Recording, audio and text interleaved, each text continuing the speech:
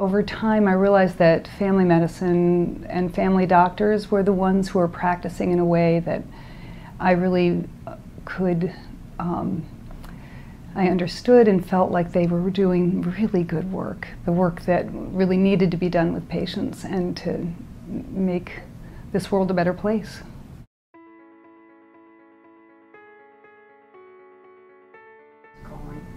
I would say I thought a lot about becoming a doctor when I was about 11 to 12 years old. I had the rather singular experience of growing up with my father as a funeral director.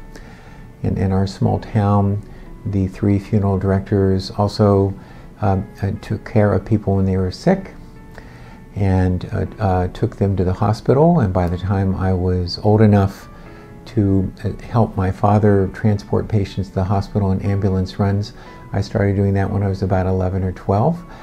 And I very much enjoyed getting patients to the hospital as opposed to, if you will, them ending up in my home. I was raised in an environment that is pretty unique in that we had a multi-generational home where we lived with my father's siblings and my father's parents and my, obviously, mom and dad and my sister and I.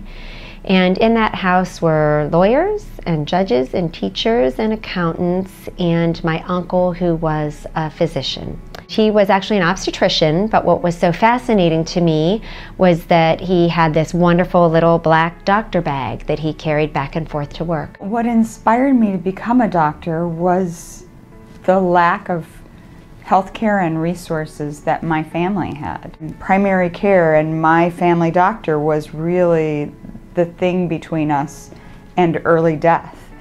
He made sure that my family survived. In dealing with people with limited resources, sometimes it is frustrating as hell to not be able to meet those needs because they just can't afford basic things like food, adequate lodging, and medications and other types of health care.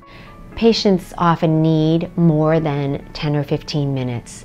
Sometimes they need an hour, and sometimes they need 5 minutes, but the medical system isn't set up to cope with that. What I say on a daily basis is I take care of the have-nots. I take care of people that other people don't want to take care of. Somebody's dying of a heart attack in an emergency room, oh, we must do something. And then we'll hook them up to machines and put them in an ICU for days on end. But we don't want to pay for their blood pressure medicines. We don't want to pay for them to learn how to stop smoking or pay for their depression or their diabetes care. If we did those things, we could prevent that massive, expensive thing.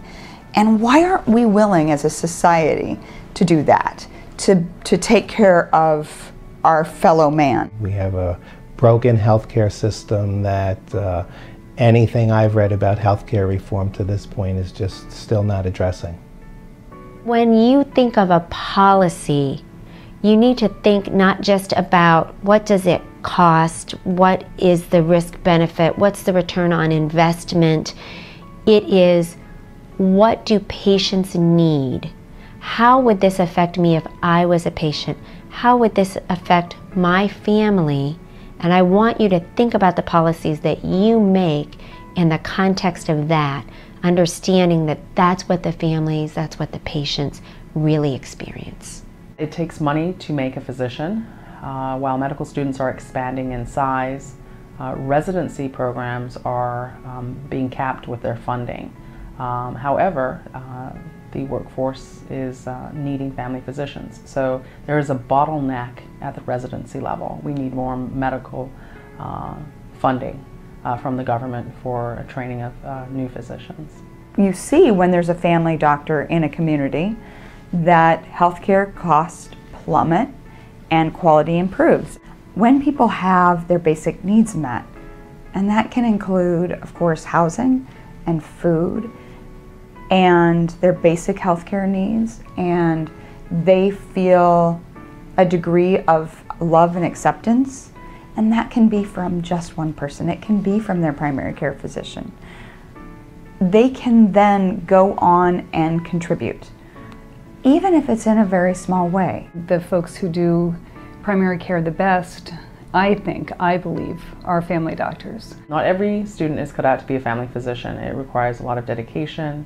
It requires interaction on a regular basis with people, longitudinal relationships, mastery of a vast amount of medical knowledge.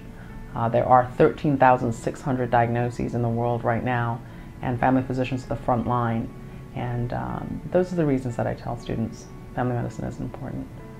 Not only are you changing individual lives, but you're changing the world, and it's a huge privilege and honor what we get to do. I will be forever grateful and thankful that I have been so fortunate to do what I do every day. Primary care docs are leading a complete redesign of our healthcare system, and there's so much creativity in this chaos, and if you are somebody who wants to help people and make a difference and be creative and innovate and do research or all of the above, then it is the perfect career for you. It's not a profession to me, it's my life. I am a family doctor by choice, and I love what I do.